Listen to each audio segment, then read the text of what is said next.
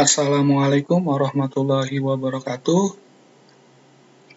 Hai Sobat ABE, berjumpa kembali di ABE Channel.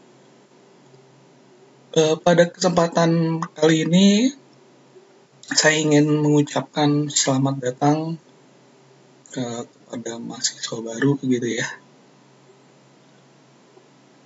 Selamat mulai berkuliah lagi dan tetap semangat di masa pandemi saat ini. Mungkin karena keterbatasan kita saat ini, kita tidak bisa bertatap muka secara langsung. Tetapi semoga di channel kita, di ABE Channel ini, menjadi gambaran untuk kalian bahwa walaupun di masa pandemi saat ini, kita masih tetap semangat untuk belajar. Oke, sebelum kita mulai, seperti biasa, jangan lupa kalian like and subscribe serta share ke teman-teman kalian ya, supaya channel kita ini semakin berkembang dan semakin banyak yang subscribe-nya. Pada kali ini kita akan membahas tentang mata kuliah analisa perancangan, bukan analisa perancangan ya, tapi analisa proyek sistem informasi atau aproksi. Nah, di aproksi ini tentunya kita akan lebih membahas bagaimana inti dari sebuah manajemen yang ada di dalam sebuah proyek gitu ya. Nah, kembali lagi saya ingatkan, jangan lupa like and subscribe. Oke, tanpa basa-basi lagi, kita akan mulai materi kita di hari ini, di hari pertama ini, analisa proyek sistem informasi dengan temanya, materinya, konsep dasar proyek sistem informasi.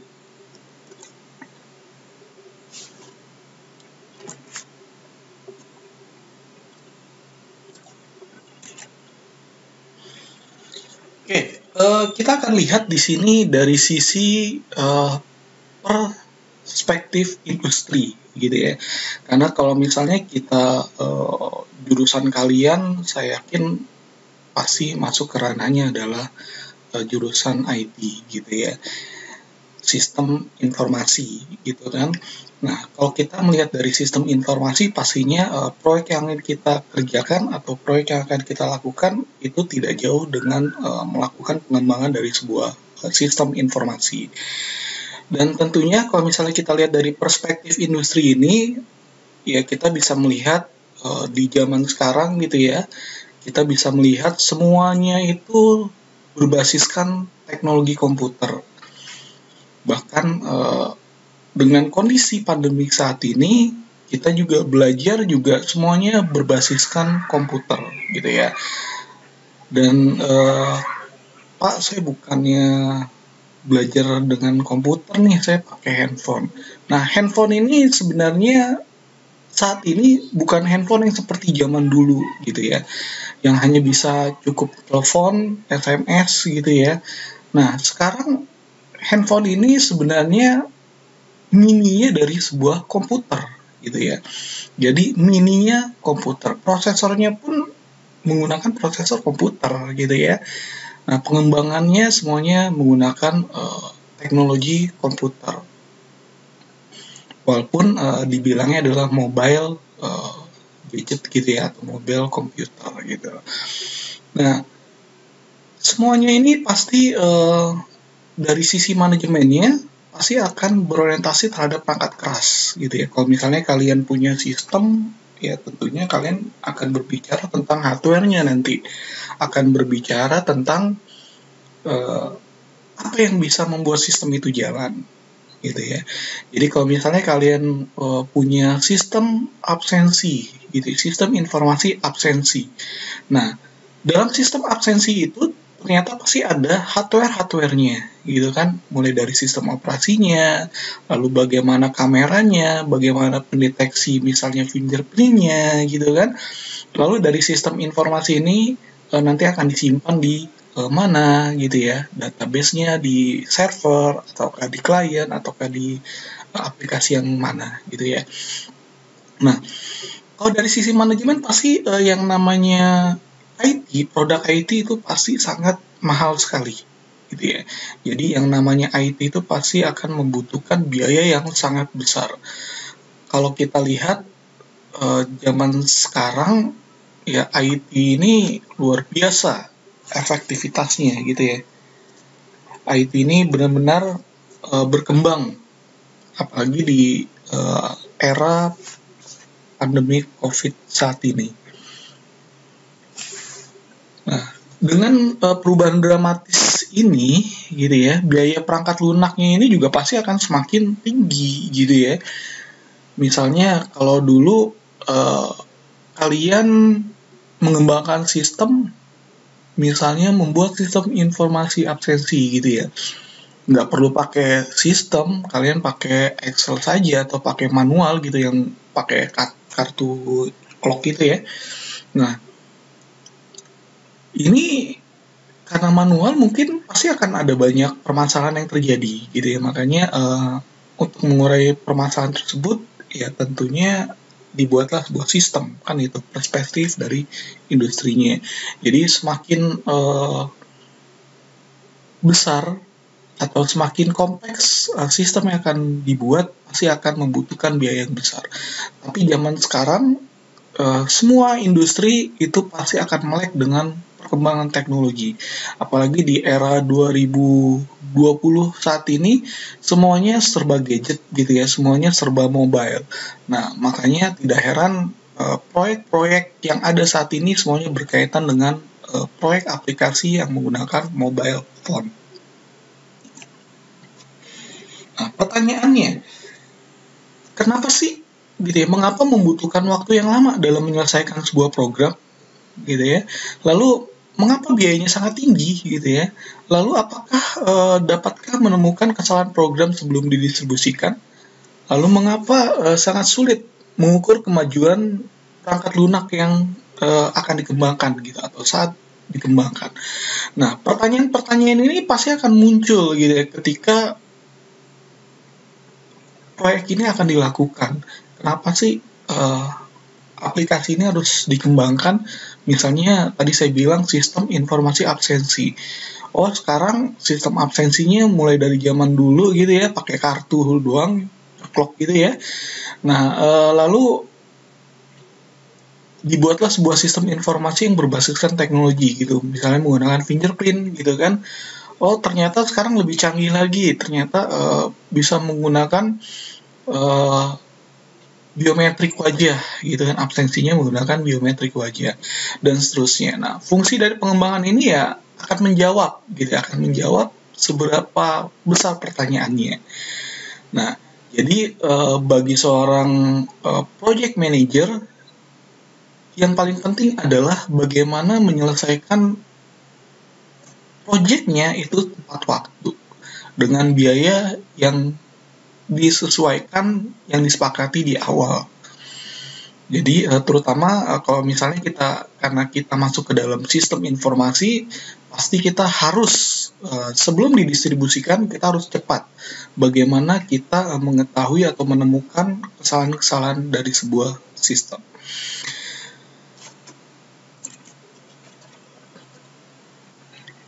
Ada ribuan aplikasi yang memang saat ini seperti tadi saya bilang ya berkembang gitu ya, berbasis perangkat lunak. Seperti tadi saya bilang bahwa saat ini semua perusahaan semuanya bersaing untuk menyediakan semuanya dalam satu genggaman, yaitu melalui media handphone gitu atau smartphone. Nah, di zaman sekarang memang kebutuhannya seperti itu gitu ya. Zaman sekarang kebutuhan aplikasinya memang semuanya serba mobile gitu ya, serba mobile phone, belanja hanya dengan sentuhan jari gitu ya. Nah, tapi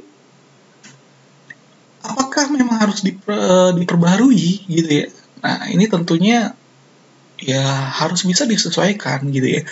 Apalagi zaman sekarang kalau misalnya kalian kerja work from home gitu ya, bagaimana kalian bisa absensinya gitu. Nah, absensi ini ya kalian akan dikejar gitu, perusahaan kalian akan dikejar. Bagaimana cara kalian melakukan absensinya walaupun kalian kerja dari rumah. Nah, ini satu teknologi yang harus dikembangkan gitu ya. Nah, ini proyek yang memang saat ini sedang berkembang. Lalu lagi ada pertanyaannya, aplikasinya masih dapat berjalan, tapi tidak ekonomis jika diperbarui untuk membuatnya lebih baik. Nah, ini adalah statement yang memang mengatakan bahwa yang namanya perusahaan pasti akan berbicara tentang dampak ekonominya, gitu ya, dampak stabilitasnya atau dampak pengeluarannya. Jadi yang namanya IT itu bagi perusahaan itu adalah pengeluaran yang paling terbesar, gitu. Apalagi perusahaan yang memang background-nya gitu ya, atau perusahaan yang memang dia itu berkembang tidak di IT gitu ya.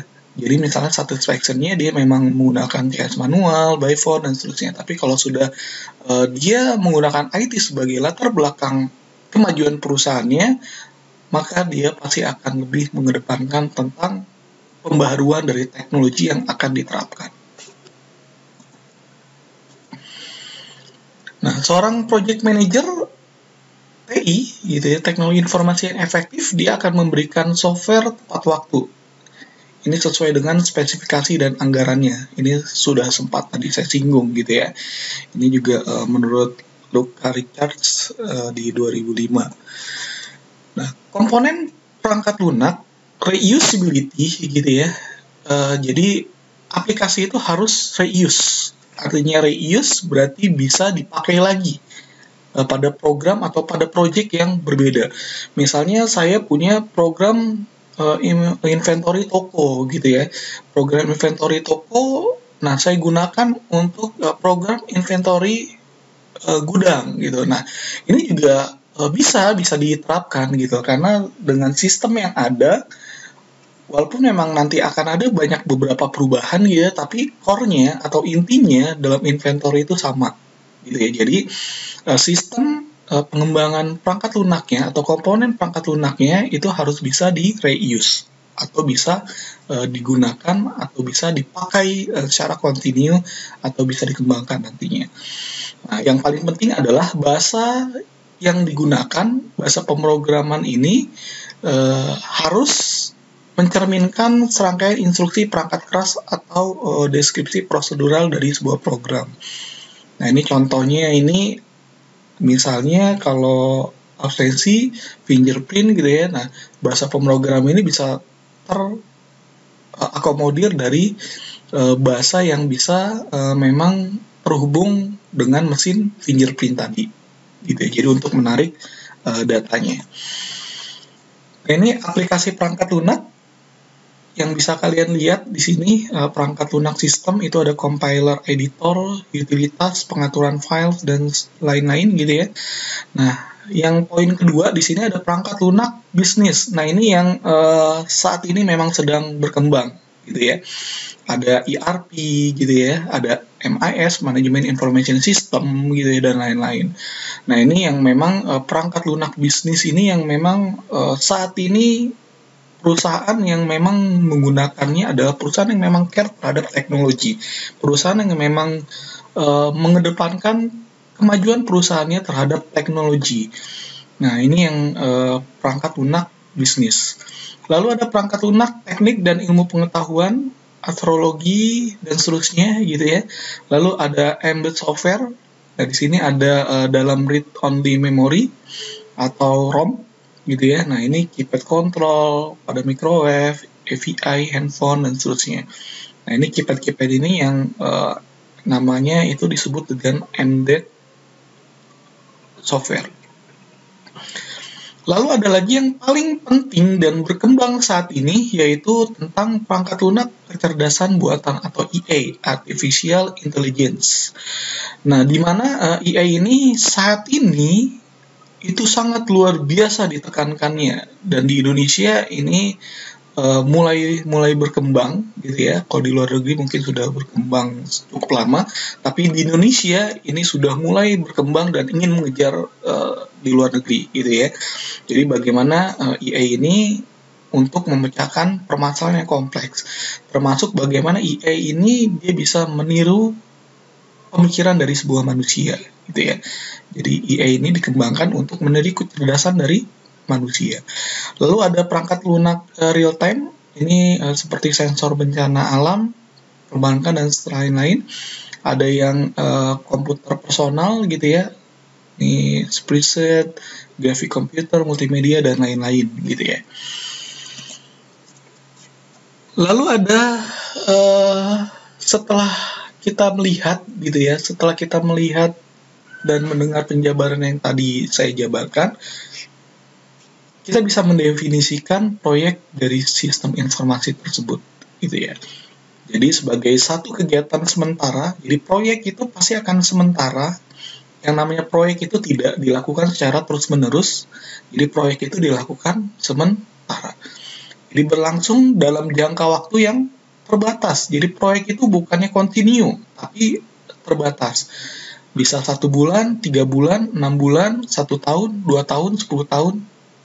Yang pasti ada waktunya, bukan secara terus-menerus. Dengan alokasi sumber daya tertentu dan dimaksudkan untuk menghasilkan atau deliverable berupa informasi yang kriteria mutunya telah digariskan dengan jelas. Nah, berarti ini nanti akan terkait dengan mutu yang akan dihasilkan. Atau kalau misalnya kita dalam proyek sistem informasi, berarti sistemnya itu akan jelas, bisa digunakan, dan akan selalu digunakan. Nah, ini ciri-ciri dari sebuah proyek, skupnya jelas gitu ya. Nanti kalau kita sistem informasi berarti skupnya itu adalah produk sistem informasi atau aplikasi gitu ya. Komponen proyeknya ini juga jelas, memiliki jumlah biayanya, jadwal kriteria mutu, serta sumber daya yang diperlukan. Nah, ini termasuk sumber daya manusianya. Kalau sistem informasi pasti kita berbicara sumber daya manusianya gitu ya, programmernya, lalu nanti ada software-software yang mendukung gitu ya. Nah, itu bisa kita bahas nanti. Lalu ada bersifat sementara gitu ya. Proyek itu pasti tadi saya bilang bersifat sementara, waktunya juga sudah ditentukan, dan sifatnya itu non-rutin atau tidak berulang-ulang gitu ya. Nah, ini sasaran project. Kalau misalnya tadi kita lihat bahwa ternyata project itu harus punya mutu, harus punya waktu gitu ya, dan pasti harus punya anggaran. Nah, ini yang kalau saya sih sering menyebutnya ini adalah triangle gitu ya, atau triple constraint. Nah, triple constraint ini yang memang sangat dibutuhkan atau sangat diperlukan dalam hal memanage sebuah project untuk kesuksesan sebuah project. Jadi bagaimana nanti ketika kalau kalian melihat mutunya, mutu, kualitas, itu pasti akan berbicara tentang anggarannya. Kalau kita berbicara tentang mutu juga kita akan berbicara tentang jadwalnya atau schedule-nya gitu ya. Contohnya misalnya yang paling sederhana, kalau kalian membangun sebuah rumah gitu atau melakukan pengecoran jalan gitu ya, pengecoran jalan itu pasti akan ada kriteria dari betonnya. Nah, misalnya betonnya ini dari sisi ketebalannya, berapa K yang K100, K500 gitu, K1000 gitu ya. Nah, ini kualitas dari betonnya. Nah, ini nanti berapa lama waktu pengeringannya. Nah, ini juga terkait dengan mutunya gitu ya. Nah, ini saling keterkaitan. Kalau memang misalnya dibutuhkan misalnya semennya takarannya sekian gitu ya, produknya mutunya misalnya menggunakan jalanan pakai K500, lalu berapa lama waktu yang diperlukan untuk pengeringannya. Kalau misalnya 1 minggu paling lama, oke, berarti 1 minggu dengan cuaca yang seperti apa. Nah, ini pasti akan ada schedule-nya. Sehingga misalnya dalam waktu 1 bulan sudah bisa dilalui oleh kendaraan besar, misalnya seperti itu. Dalam sebuah sistem informasi juga sama gitu ya. Bagaimana nanti aplikasi yang digunakan itu tidak ada bugs-nya. Jadi mutu yang bisa kita terapkan di sistem informasi itu adalah tidak ada aplikasi bugs atau error di dalam sebuah sistem informasi yang kita buat.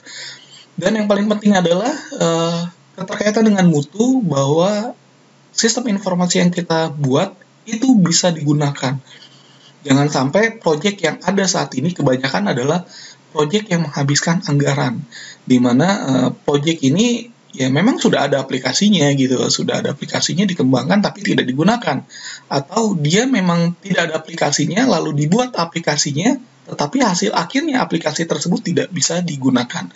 Nah ini juga terkait dengan mutunya juga. Lalu dari anggaran pastinya ini saling keterkaitan biayanya, bagaimana nanti semakin cepat waktunya, ini terkait juga dengan jadwal. Misalnya saya ingin membuat proyek ERP gitu ya. Proyek ERP ini saya buat dalam waktu 2 bulan. Sungguh luar biasa gitu ya. Biasanya ERP yang bagus itu pasti dibuatnya lebih dari itu gitu. Nah, saya menggunakan konsepnya RAD gitu ya. Nah, tentunya saya membuat tim-tim kecil. Nah, anggaran juga saya pasti akan besar gitu. Jadi nanti akan terkait dengan metodologi yang akan digunakan. Oke, itu adalah triple triangle atau triple constraint ya. Nah, jadi dalam bentuk pengerjaan proyek itu bisa dilakukan. Kalau kalian di perusahaan itu nanti akan dibagi gitu ya. Proyek itu ya bisa dikerjakan di dalam gitu ya, in-house, atau bisa kontrak kerjasama gitu ya. Lalu ada buying, kita membeli, lalu ada outsource yang kita serahkan ke luar gitu, atau karyawan eksternal.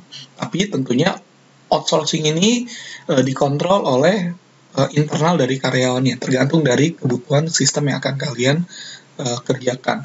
Kalau sumber dayanya cukup, biasanya proyek ini dikerjakan oleh in-house gitu ya.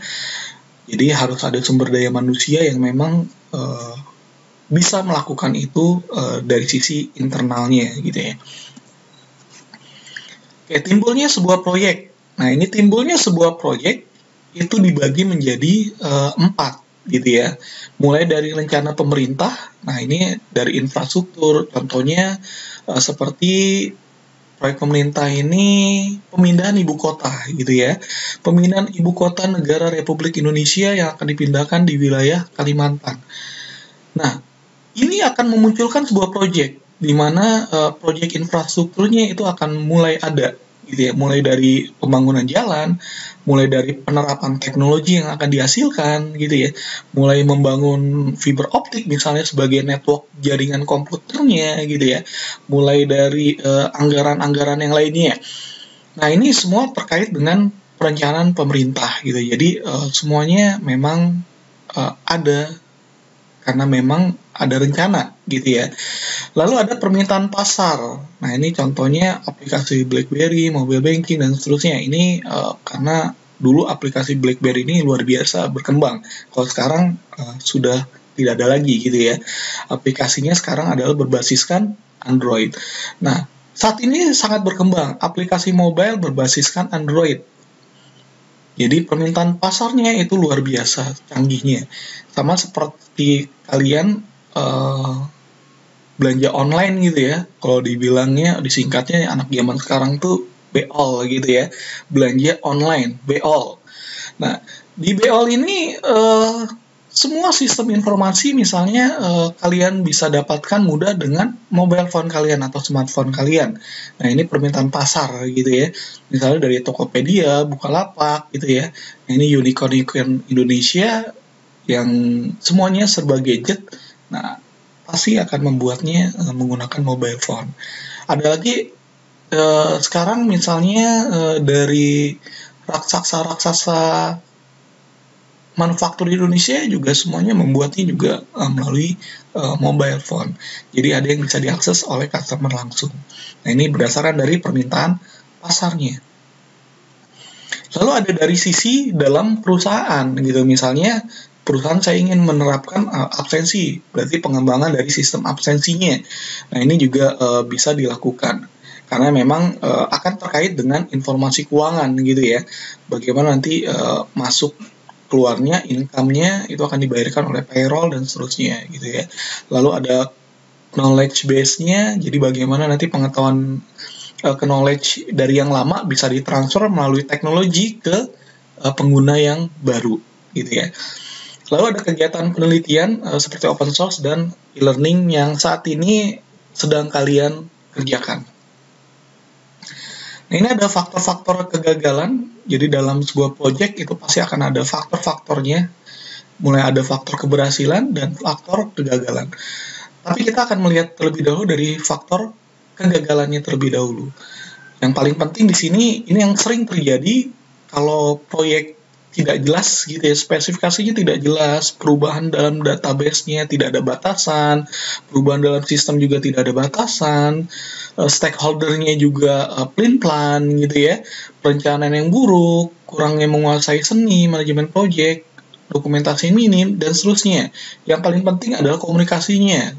Bagaimana komunikasinya ini tidak terjalin, baik dari stakeholder-nya, baik dari programmernya, baik dari impronya atau pimpinan proyeknya gitu ya, atau manajer proyeknya, ini tidak dikelola dengan baik, pasti akan bermasalah gitu ya, pasti akan mengalami kegagalan sebuah proyek.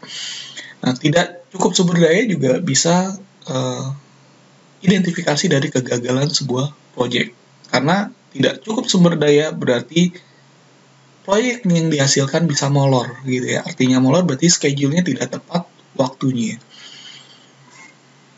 Nah, ini tadi terkait dengan triple constraint gitu ya, atau triangle-nya, mulai dari mutunya, lalu anggaran atau biayanya, dan yang terakhir adalah schedule atau waktunya. Nanti kita akan bahas di sesi-sesi berikutnya bagaimana cara memanajemen dari biaya, manajemen dari mutu, manajemen dari waktunya. Nah, ini faktor-faktor keberhasilan. Kalau tadi kita sudah bilang kegagalan, sekarang ini keberhasilannya. Intinya adalah setiap faktor-faktor keberhasilan dari sebuah project itu adalah dari monitoring, pengontrolan, dan mekanisme yang sesuai dengan life cycle dari sebuah project. Jadi, kalau memang kita berbicara tentang pengembangan perangkat sistem informasi, pasti kita akan berbicara tentang SDLC, Development Cycles Development Life Cycle gitu ya. Nah, ini kita akan berbicara tentang SDLC gitu ya. Nah, di mana nanti SDLC itu akan terintegrasi dari semua perencanaan. Jadi nanti akan ada milestones gitu ya. Jadi ada perencanaan, schedule, jadwalnya minggu ini harus selesai apa, minggu depan harus selesai apa, dan seterusnya gitu ya. Dan yang terakhir yang paling penting di sini adalah komitmen untuk semuanya, termasuk dari komitmen manajemen, komitmen dari manajernya, komitmen dari stakeholdernya gitu ya. Nah, ini semua saling keterkaitan. Nah, ini kalian bisa lihat siklus project-nya, di mana discovery fase gitu ya, jadi masa-masa kita penjajakan sebuah project gitu ya. Lalu kita akan melihat dari konsepnya, konsep apa yang akan dilakukan, metode apa yang kita kerjakan gitu ya. Lalu kita akan membuat desainnya, kita mengeksekusi dari sebuah desain, lalu kita akan melakukan QA gitu, quality assurance gitu ya, dari produk yang akan kita hasilkan, apakah sudah layak, apakah memang sesuai dengan kebutuhan, apakah sudah sesuai dengan SLA-nya, Service Level Agreement-nya dari sebuah project sistem informasi gitu ya. Lalu yang paling penting terakhir di sini ada implementasinya, apakah implementasinya ini sudah berjalan sesuai dengan yang diharapkan atau tidak. Lalu yang terakhir nanti ada close fase di mana kita akan melakukan auditing, audit dari sebuah project sistem informasi. Apakah biayanya memang sudah sesuai dengan mutu yang akan dihasilkan, ataukah memang mutunya sangat jelek, tapi biayanya sangat mahal, dan seterusnya gitu ya. Jadi ini akan terkait dengan auditing dari sebuah mutu dari sebuah project sistem informasi yang akan kita pelajari nanti. Oke, jangan lupa like, share, and subscribe ABE channelnya, kasih tahu ke rekan-rekan kalian yang lainnya. Banyak informasi yang bermanfaat di channel ini, semoga bermanfaat. Sampai bertemu lagi di video-video saya yang lain di AB Channel. Jangan lupa like, share, and subscribe. Assalamualaikum warahmatullahi wabarakatuh.